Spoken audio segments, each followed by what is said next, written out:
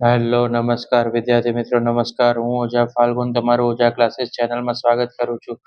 તો વિદ્યાર્થી મિત્રો, ચેનલ પર પહેલી વાર આ ચેનલને સબસ્ક્રાઇબ કરી દેજો, બેલ નોટિફિકેશન હિટ કરી દેજો, જેથી આવનારી યુઝફુલ વિડીયો તમારા સુધી ઝડપથી મળી શકે. તો વિદ્યાર્થી મિત્રો, આજે આપણે ધોરણ 10ના સામાજિક વિજ્ઞાનમાં કુમારના પ્રશ્નપત્રમાં માર્ચ 2022ના જે મોસ્ટ આઈએમપી પ્રશ્ન છે તે આપણે આજે જોવા જઈ રહ્યા છે, જે સેક્શન બી ના છે.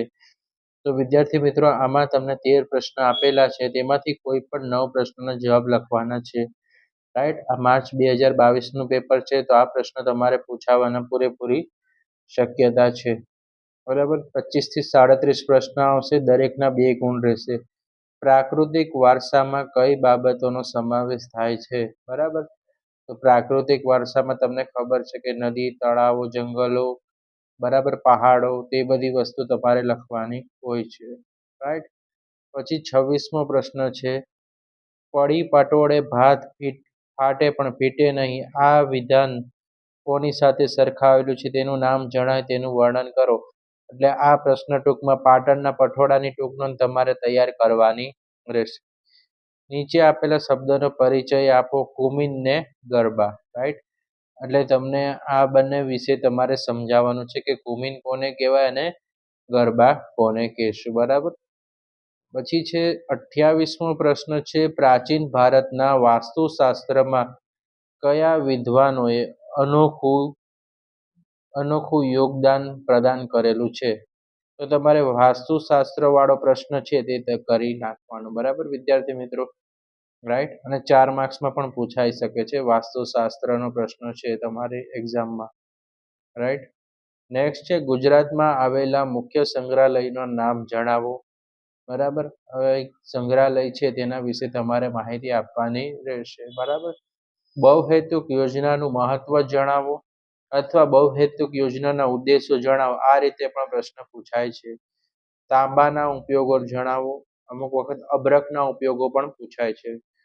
ભારતમાં લોખંડના મુખ્ય પ્રાપ્તિ સ્થાનો જણાવો. લોખંડ કઈ કઈ જગ્યાએ મળે છે ભારતમાં, તે તમારે જણાવવાનું છે. 33મો પ્રશ્ન, આવી રીતના પ્રશ્ન તમારે દર વખતે પૂછાય છે એક્ઝામમાં. મને ઓળખો. મને ભારતની સિલિકોન વેલી કહે છે. બીજો પ્રશ્ન છે, મને સનરાઈઝ ઇન્ડસ્ટ્રીઝ પણ કહે છે. આ વાક્યો વિશે સમજાવવાનું છે. મુંબઈ અને અમદાવાદમાં સુતરાઉ કાપડના ઉદ્યોગોને કેન્દ્રિત ઉદ્યોગ તરીકે છે, સમજાવો. બરાબર, એટલે તમારે લખવાનો રહેશે પ્રશ્ન. આંતરિક વેપારનો અર્થ ઉદાહરણ આપીને સમજાવો. હવે આંતરિક વેપાર પણ પૂછાય ઘણીવાર, આંતરરાષ્ટ્રીય વેપારનો અર્થ પણ પૂછાય છે, એટલે બંને પ્રશ્ન કરી લેવાના રહેશે. સંકલ્પના સમજાવો, દર વખતે પૂછાય છે. માથાદીઠ આવક, બરાબર, અને રાષ્ટ્રીય આવક, પણ આમાં માથાદીઠ આવક જોડે બિન આર્થિક પ્રવૃત્તિ છે, એટલે આર્થિક પ્રવૃત્તિ પણ આવો પ્રશ્ન કરી નાખવાના. પર્યાવરણની સુરક્ષા માટેના લેવાયેલા પગલાં જણાવો. આ પ્રશ્ન મોસ્ટ આઈએમપી રહેશે. પર્યાવરણની સુરક્ષાના પગલાં છે તમારી બોર્ડની એક્ઝામમાં પૂછાવાના પૂરેપૂરા ચાન્સીસ છે. તો વિદ્યાર્થી મિત્રો, વિડીયો પસંદ આવે તો વિડીયોને લાઈક કરી દેજો અને ચેનલને સબસ્ક્રાઈબ કરી દેજો.